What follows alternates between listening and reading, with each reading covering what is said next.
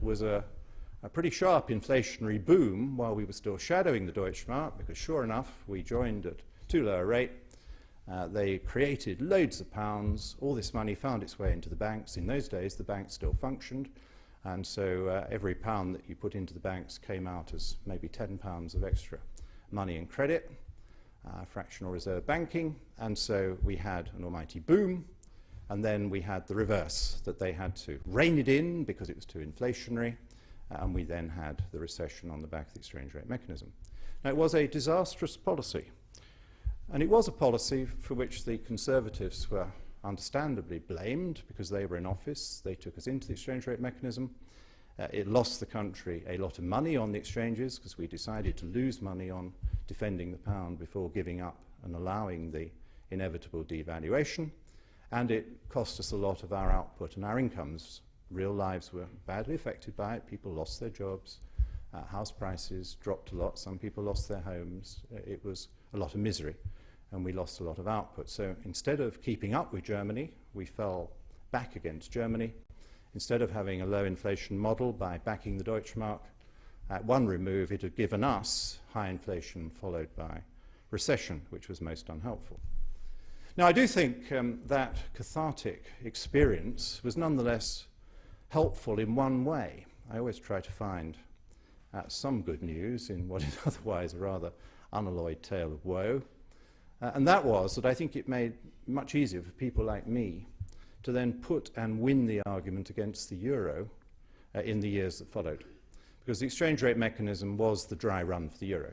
It was one of the qualifying conditions that you had to show that you could keep your currency in line with the currencies of the other countries who were going to enter the single currency.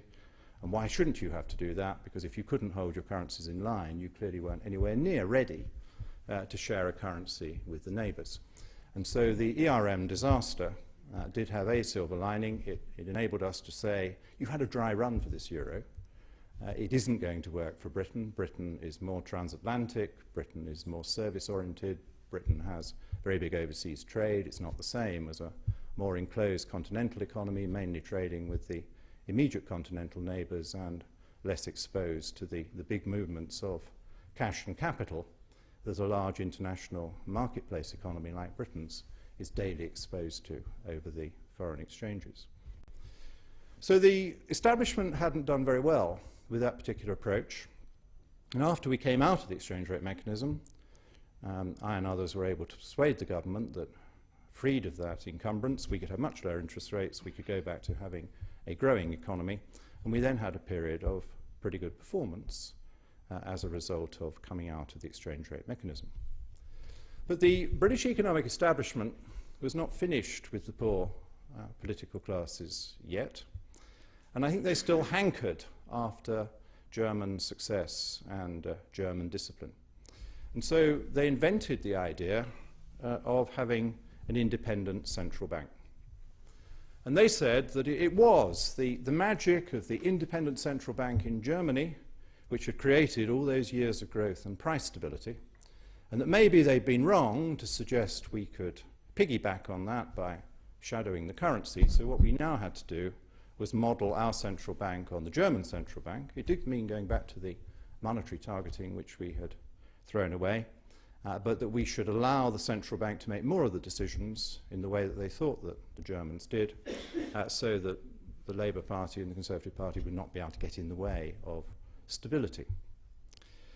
Now, I have argued long and often, mainly in private with my colleagues, to say one simple thing. You cannot have an independent central bank in a democracy. And I find it very difficult that people can't understand this. But as far as the public are concerned, whoever is in office, if something goes badly wrong with the economy, they blame the Prime Minister and the Chancellor. And they know, intuitively, what a lot of parliamentarians don't seem to grasp, and that is that if something goes wrong with the economy and you have a so-called independent central bank, the public expect you to change the central bank. If the central bank has made the wrong calls on interest rates, then they have to be instructed to make the right calls. If the central bank has the wrong governor, Parliament and the government have the power to change the governor of the Bank of England. If the Bank of England is making a mess, it may be because its remit is wrong. The remit is set on the advice of the Chancellor by Parliament. So Parliament would change the remit.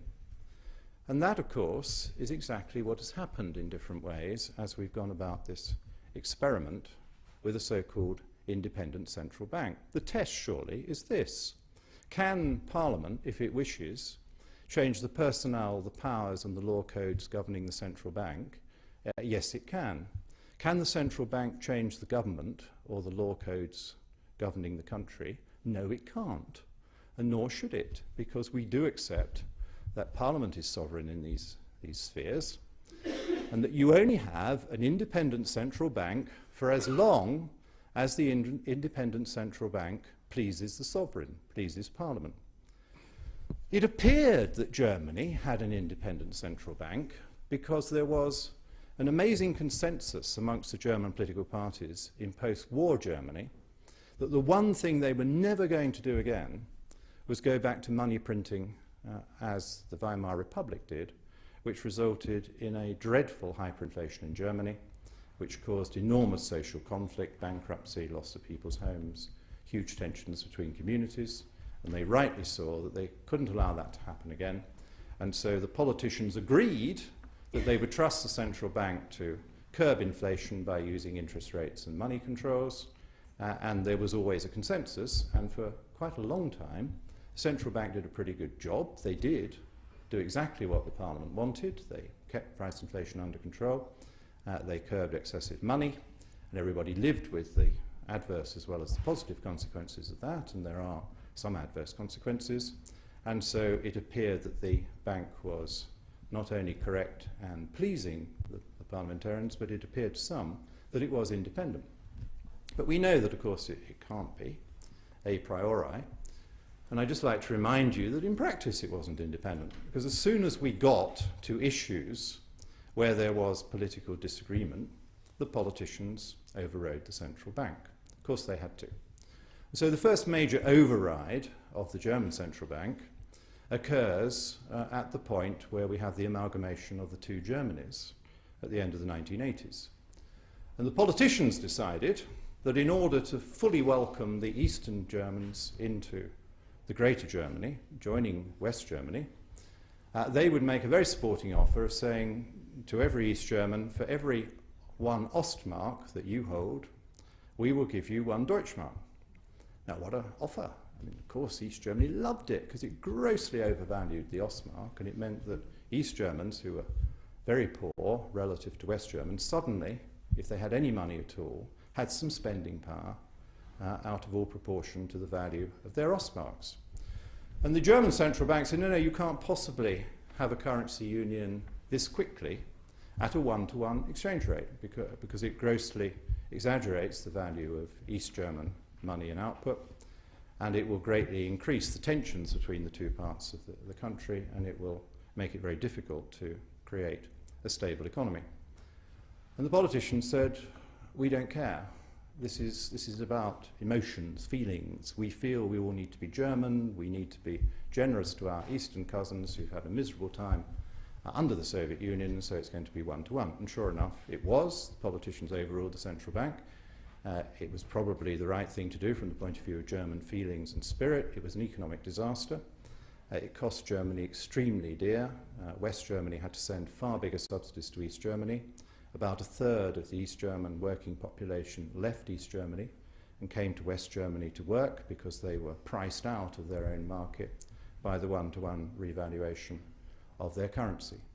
And so we had a 10-year period when the German economy performed pretty badly, and you can date quite a lot of that from this historic decision by the politicians overruling the central bank. The even bigger case, which most people forget, is that this central bank, whose independence rested on the single proposition that they had to preserve the value of the Deutschmark at all costs, that was the remit, and they did it very well, were then told one day that the Deutschmark was going to be destroyed. It was going to be abolished.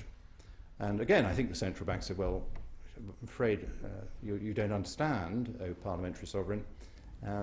Our job is to protect and preserve the Deutschmark and its value. And Parliament just said, well, you don't understand, we're in charge.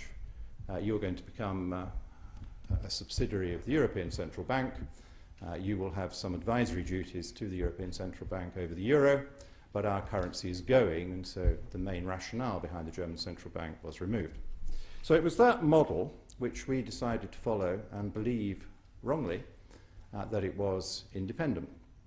And the idea was that the bank should have enough power to be able to keep inflation under control and to therefore reassure all economic actors and actresses in the country that there was somebody grown up and independent of the politicians who was guaranteeing the value of the pound internally and to a lesser extent externally, and that therefore all was well.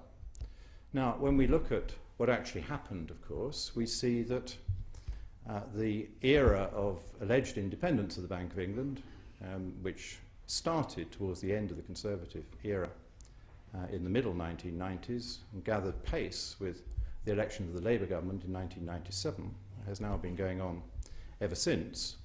And it has been an era of far greater change in the powers and duties and the method of operation of the Bank of England than in the period when we said that the Bank of England wasn't independent.